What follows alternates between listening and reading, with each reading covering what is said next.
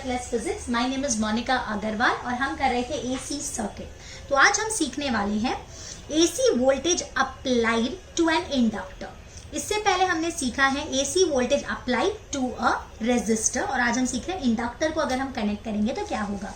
Basically inductor is nothing, it is simple coil. अगर आपको नहीं पता है तो इंडक्टर कुछ अलग सी चीजें नहीं होती, इट इज नॉर्मल कॉइल।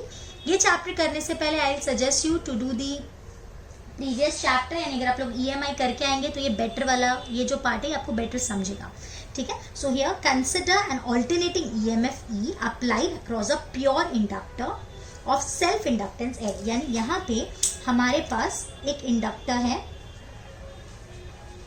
जिसको हमने ऑल्टरनेटिंग EMF से कनेक्ट किया हुआ है और यहाँ पे वी हैव अ प्लग की। तो जैसे ही हमने इस प्लग की को क्लोज किया, यहाँ जो बैटरी है इसका जो EMF है that is E is equal to E naught sine omega t.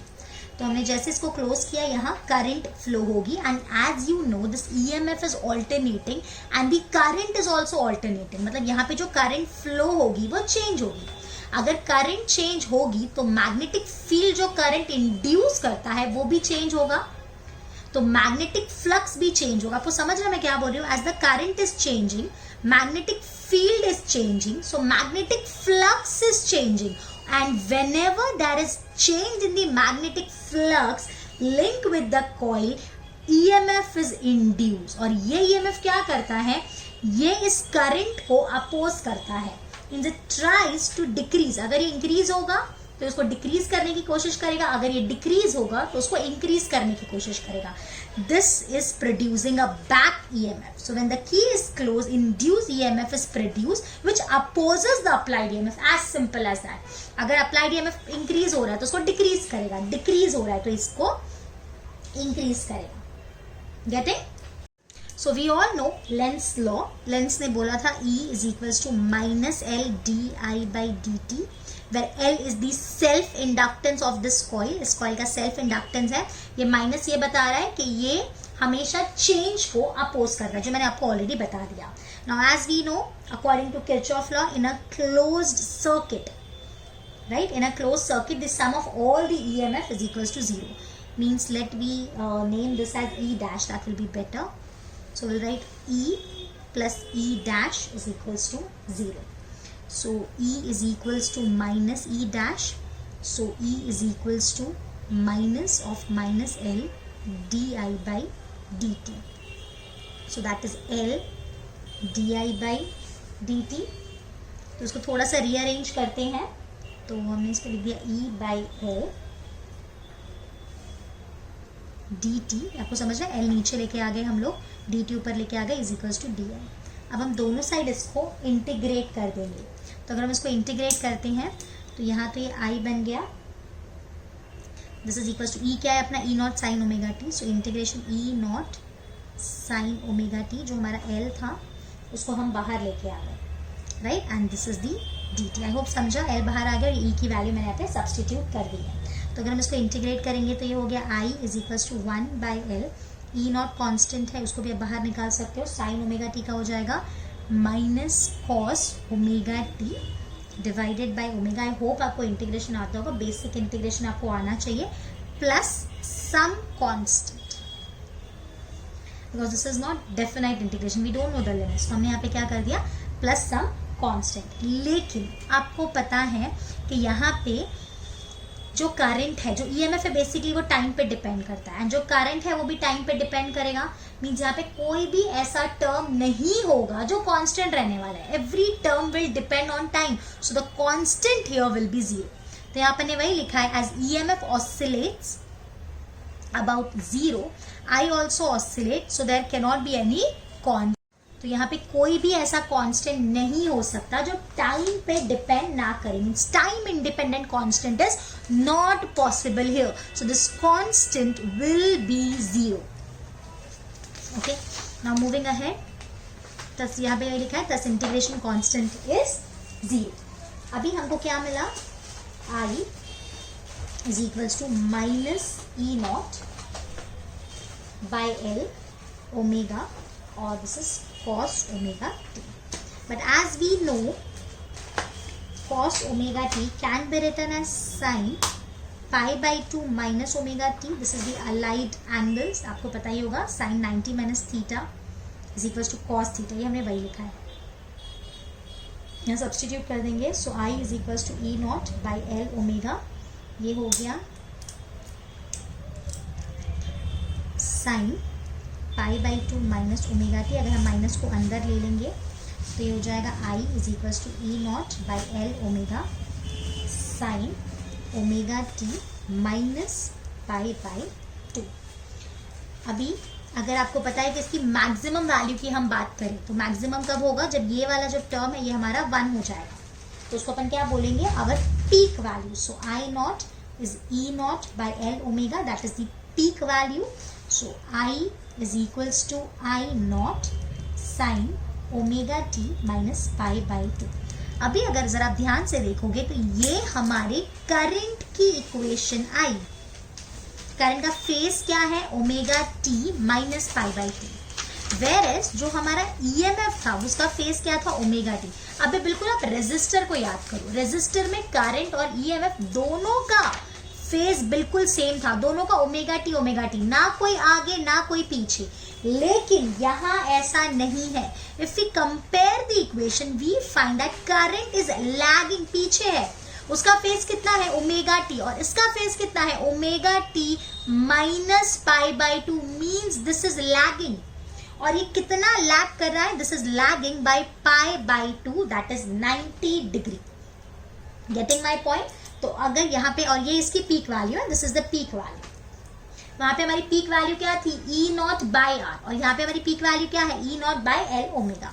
So here I am drawing the graph. तो हम एक्स एक्सिस पे हमारा फेज लेते हैं जिसको हम थीटा बोल सकते हैं, और हम वाई एक्सिस पे या तो ईएमएफ लेंगे या हम करंट लेंगे। यहाँ हम करंट ले रहे हैं, तो अगर मैं यहाँ पे ईएमएफ का ग्राफ ड्रॉ करूँ तो ईएमएफ का ग्राफ तो हमको बिल्कुल साइनोसॉइडल ग्राफ आपको पता है। पहला क्या है, sine 0, then 90, then 180, sine 180 0, then 270 is -1 and then 360। तो ये तो हमको क्या मिल जाएगा, E naught and minus E naught. अभी अगर हम करंट का ग्राफ ड्रॉ कर रहे हैं, अब जो करंट है वो इससे कितना पीछे है, 90 पीछे है। Getting my point. तो यहाँ पे है ना, ये देखो यहाँ से इसकी ये सेकंड वाली ईएमएफ की सेकंड शुरू होगी, उससे 90 पीछे है, तो यहाँ पे जो करंट है वो कुछ यहाँ से शुरू हो रहा है।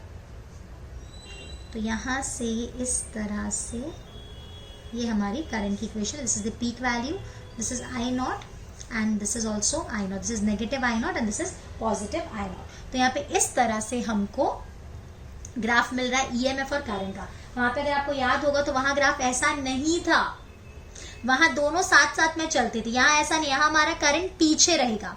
अभी अगर मैं फेजर डायग्राम आपको ड्रॉ करके बताऊं तो फेजर डायग्राम में यहाँ पे हम एक्स एक्सिस पे तो हम एक्स लिखते हैं, इसको मैं ओ ले लेती हूँ, and here we have EMF. E का फेस क्या था, ओमेगा टी, तो यहाँ पे मैं ये लिख रही हूँ E naught, this is E naught and this is omega T. अभी जरा करंट को याद करो, करंट इससे कितना पीछे है, 90 पीछे है, तो हमको करंट अब यहाँ कहीं मिल रहा है। पहले वाले केस में ऐसा नहीं था, याद करो, पहले वाले केस में दोनों सेम लाइन पे था, इसलिए मैंने बोला होगा कि जैसे जैसे आगे बढ़ेंगे आपको क्लियर हो जाएगा। तो यहाँ पे हमारा ईएमएफ यहाँ पे, और ये उससे पीछे है, कितना पीछे, 90 पीछे है। So here this vertical line is nothing but E naught sin omega t, and here this vertical line is I naught sin omega t. आपको यहाँ पे यही लिखना है that current is lagging EMF by 90 degree. अभी next ये important चीज हम सीखने जा रहे हैं, इंडक्टिव रिएक्टेंस। ये देखिए जरा, आपको यहाँ पे अपने करंट की जो इक्वेशन दिख रही है पीक वैल्यू के, I naught is E naught by L omega. अगर आप इसको कंपेयर करो ओम्स लॉ के साथ, ओम्स लॉ क्या होता है, I is V by R, ये कुछ हद तक वैसा ही दिख रहा है। मतलब यहाँ पे जो वोल्टेज काम करता है वही यहाँ पे E नॉट काम कर रहा है, यहाँ जो रेजिस्टेंस काम करता है वो काम कौन कर रहा है, L omega, where L is self inductance and omega is the angular frequency। तो तो अपन ने वही लिखा है, the opposing nature of inductor to the flow of alternating current is called inductive reactance. Resistance क्या करता था? रेजिस्टेंस फ्लो ऑफ करंट को अपोज करता है। तो यहाँ पे ये ओमेगा एल बिल्कुल इसकी तरह ही काम करेगा। So what is omega L? This is nothing but the inductive reactance. तो ये जो अपोजिंग का काम है वही हमारा इंडक्टिव रिएक्टेंस होता है। सो comparing equation with Ohm's law, which equation, ये मुझे लिख देना चाहिए, comparing I naught is equals to E naught by omega L with Ohm's law, that is I is equals to V by R. We find omega L represent the effective resistance offered by the inductance L.